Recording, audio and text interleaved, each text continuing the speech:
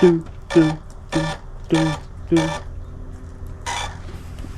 I labeled the model on this Typhons with a money symbol. The money symbol. Oh, this is gonna be insane. Okay.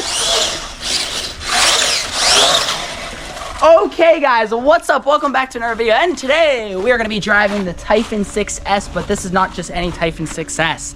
It has the high-speed pinion gear in it. This is the first time I've ever ran it with the high-speed pinion gear, so let's hope this goes well. I set the mesh up, I think, pretty good, so we'll see how that goes. But overall, man, I took off the old pinion gear, and let me tell you, the mesh was loose on it. And if that was like a Traxxas, their stock gearing, I'm telling you right now, it would have stripped. This stuff, it did not strip. The gearing was a little bit loose, the mesh, but each tooth on the pinion gear kind of like bent just a tad bit. So it didn't even like strip, it just bent a little bit. So that's crazy. But, so this will be the first time that I'm ripping it with the high-speed pinion gear. This is the deepest snow Typhon's ever been in, by the way. Dang.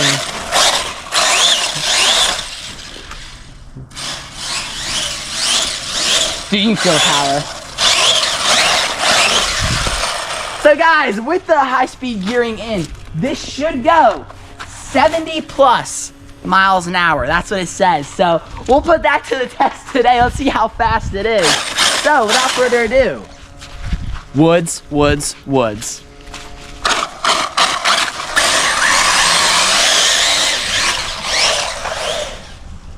Dude, you can tell the power difference already. I'm gonna make this a little bit further over so it's not like this going down. This is a pain. Let's see how Typhon does. No problem because it's small, you know? See that? Easy money. Think it makes the log? Heck no. It does. Okay. I knew it. Freaking told you. Think it makes it? This one, no. It will. Watch. Cheater. You cheated and you didn't make it. You spoke over me. You're cheating and you didn't make it. I made it. All right, you'll make it. You actually shouldn't do this. This is way too slippery this time. Because of all the... No, this is perfect condition. Max. Just like, this is perfect condition. Max. Did I scream your name for you to like save me? Like, you're closer than me. What am I supposed to do?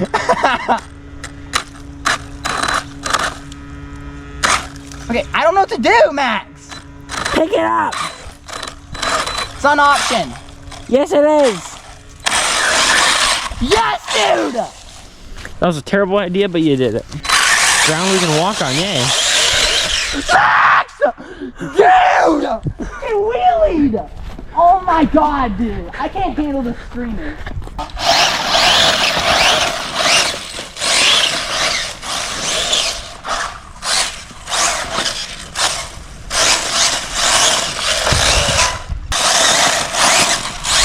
gotta watch out Bruce and Rock.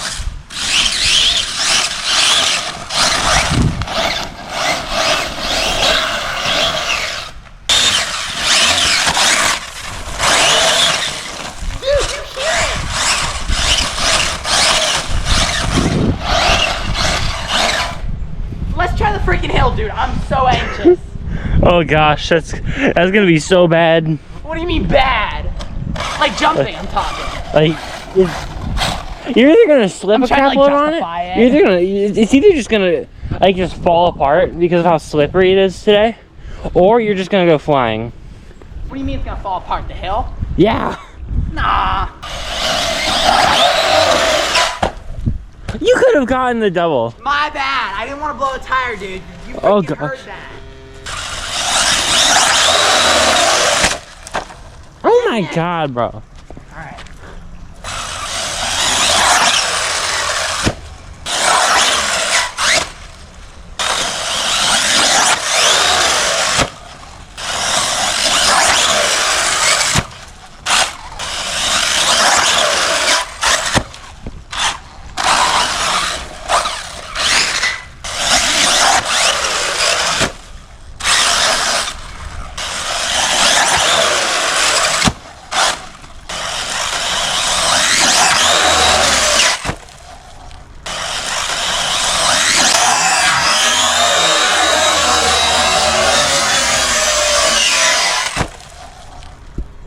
Yep.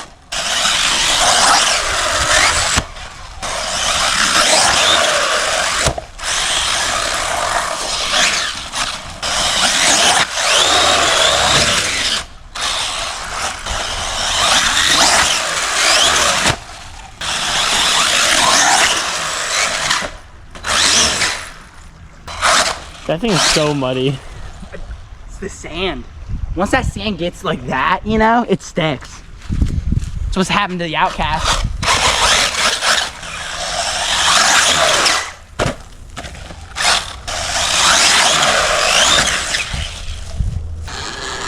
Probably something next to like tires. Wait, I see it. The plastic and the wires are making the plastic hit up against the tire. Actual goddamn question, for real. Like, why the heck do you have an RC car this long, right?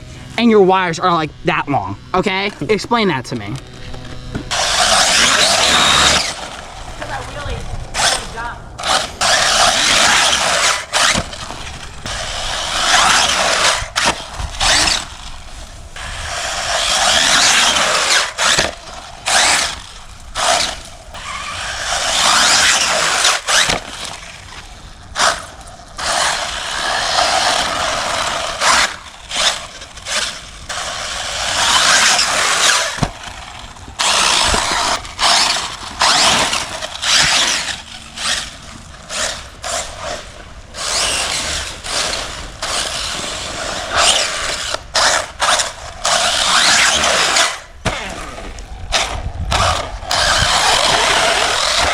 Doing it again, what the heck? Come over. All right. I don't understand what the hell's going on with these wires, dude. I honestly don't understand it. Like, there needs to be like a way to strap the wires down. there you go. Like, that's their mechanism for that. But my question is why? Because I did mess with the front diff because I was trying to put fluid in it. Turns out there's a strip screw. Well, first of all, these front A-arms are not proper. I think this needs loosened so it allows for less travel. This side. Let me check.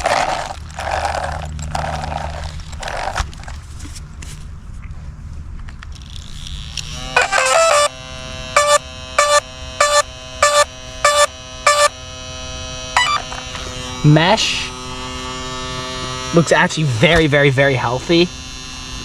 Because it molded. No, it looks healthy actually. Sorry, I'm facing away from you.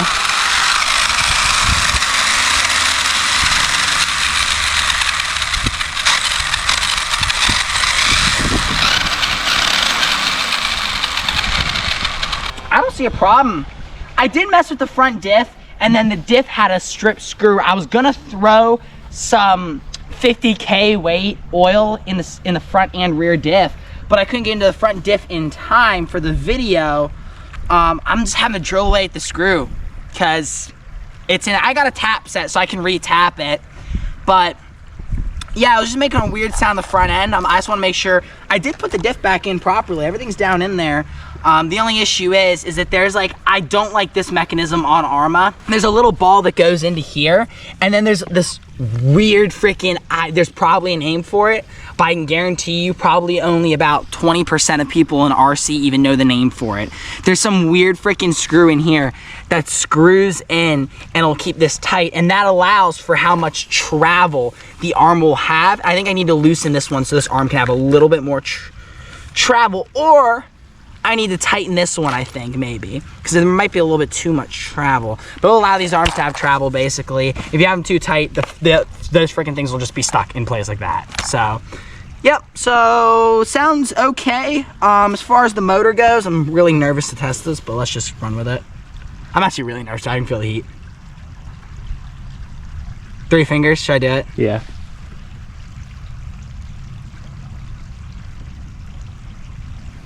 All right, it burns, but I mean, to be honest with you, that was 3 seconds, but we'll still be healthy. We'll still be healthy. Let it sit a little bit.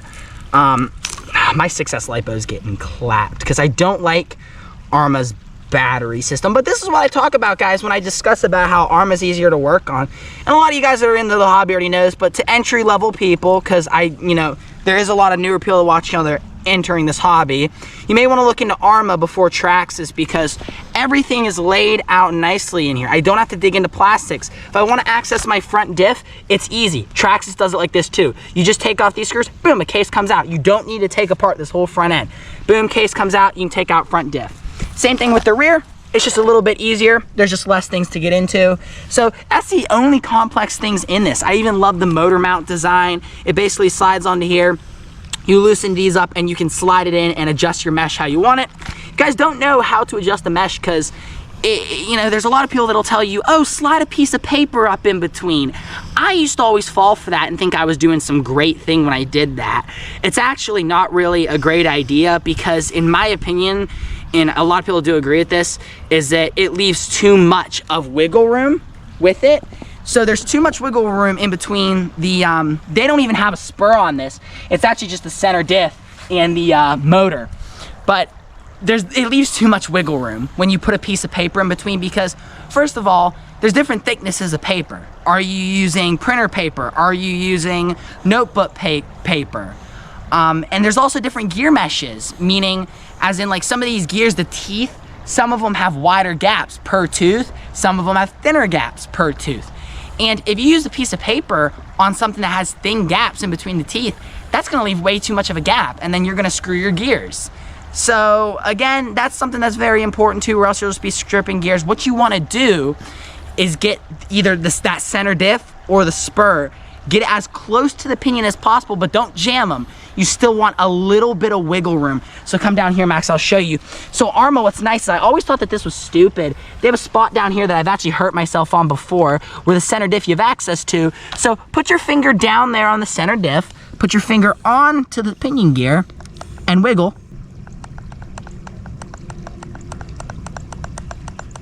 Right there. You'll hear a little bit of clicking. You heard that? It's kind of hard to hear, like it's that quiet with like the breathing and then the water. So like, it's that quiet. So you just want a little bit of play in there. You don't want them jammed up against one another or else it'll strip.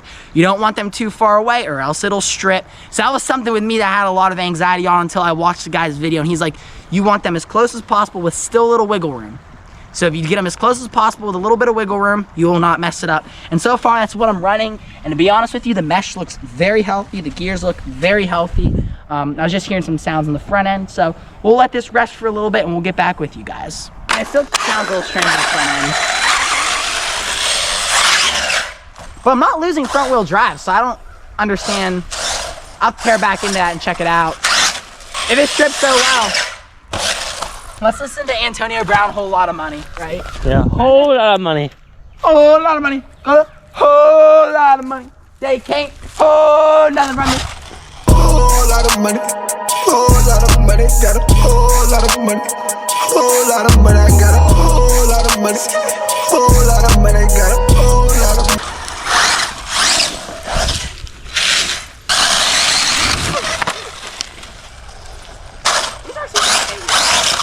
Yeah, it drift over my direction.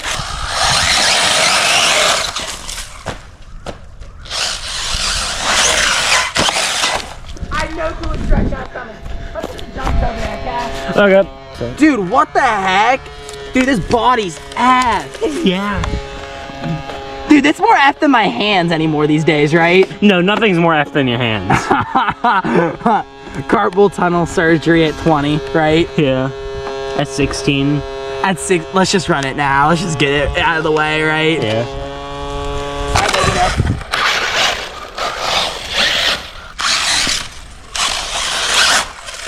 Max, you just walk over. Oh yeah. Oh, yeah. You just walk over. Max, you're not using the land for how I intended. You're not using the land how I want you to use the land. Do as I say. I am older than you. I tell you what to do. Oh my God, that's my favorite. I was born before you. I am above you. I know more.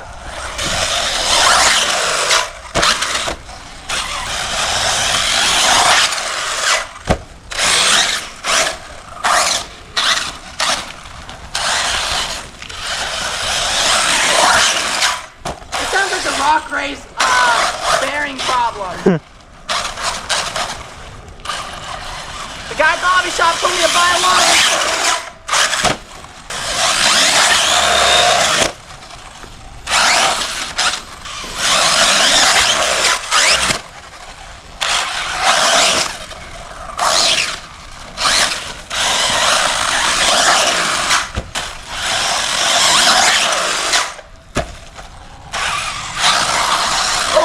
of money. Get a whole lot of money.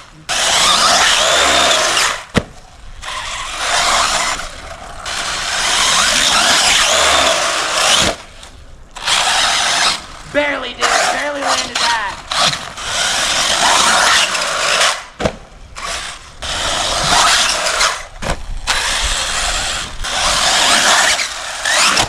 This is why you don't turn your own cars. Don't fix the problem. That sounds more like a bearing than anything.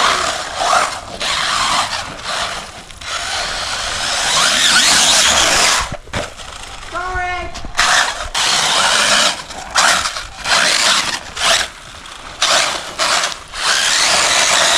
Honestly, sounds like a bearing. That's a bearing, dude. That sounds just like the Rock Ray. And that's bad if it's inside of a diff or something, because that can, on the gears.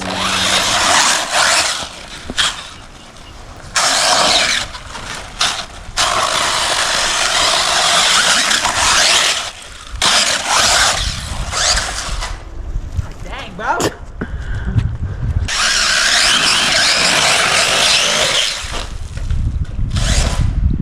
God dang, bro. Should I do it? Probably not. You know what I'm doing. Speed.